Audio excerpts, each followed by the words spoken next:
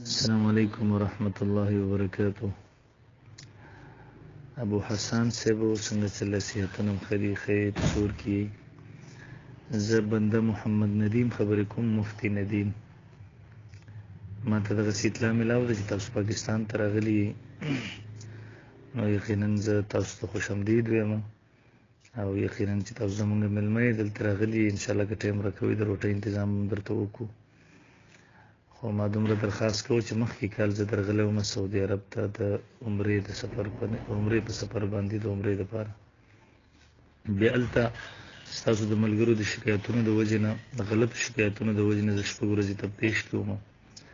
هغې نه پس زه راووتم ما واپس کیس واچو 2.5 میاشتې هغې کې وم. زما په دغه ورځو د تفتیش کې تاسو راغلي وئ او مدینه منوره مسجد نبوي صلی الله علیه وسلم کې تاسو هلته یوه ویډیو کړې وه 15 منټه چې هغې کې ما تر مناظرې خبره کړې وه چې زه تاسو ته راغلی یم تاسو یو ته کوم ځای کې ما سره مناظره وکړه. نو زه خو یقینا د هغه ځي حالاتو نه ناخبره وم راته ملګرو دروغ الزامونه هم لګولي وو. نو یقینا چې او تاسو راتګ هم داسې وه چې یقینا دنیا ته مې غلط تصور ورکړو په هغې سره. نو هغه چې هر څه شوي دي الله ته به مخامخ کېدل د تاسو مې زمونږ به مې انشاءالله العزیز هلته به حساب کتاب کېږي.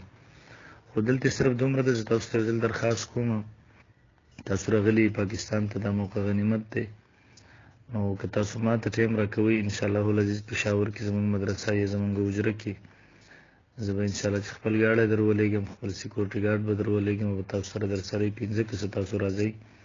موضوع که تقلید وایي کوم یوه موضوع به زمونږ د خوښه شي یوه موضوع به تاسو د خوښه شي. 2-3 غنټې به یو موضوع باندې د امن او امان ماحول کې مجلس وکړو دنیا ته به ویډیو په ذریعه سره ور وښایو.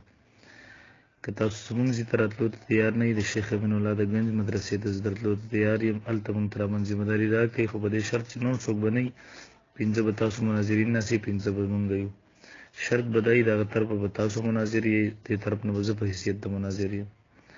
که دلته هم تاسو نه یې تیار سوات کې خپله حجره کې که مونږ در غواړئ خو هلته هم د امن ته ذمهداري چلو هلته مونږ تر امن ذمهواري مه راکوه تا نه غواړو خیر د 15 تاسو کښېنئ 15 مونږ د خپل امن په خپله ذمهوار به انشاءالله هلته به کښېنو. نو یقینا چې زمونږ مقصد به هغه د الله رضا وي اظهار د حق هغه به هم مقصد وي. هلته به کښېنو دنیا ته به ور وښایو انشاءالله العزیز چې څوک په حقه باندې دی څوک په باطله باندې او د مناظرې نه څوک تښتي او څوک چې دی هغه په دروغ او په غلطه طریقې سره عوامو کې خپل ځان مشهورول غواړي. امید دی چې زما دغه دعوت به تاسو قبول کړئ او 3 ورځو کې به ما ته جواب راکړئ انشاءالله العزیز. نن 14 مارچ دی 14 مارچ زه به انشاءالله 15 16 17 تاریخه پورې به 17 تر سهاره پورې به زه انتظار کوم انشاءالله. الله فامان.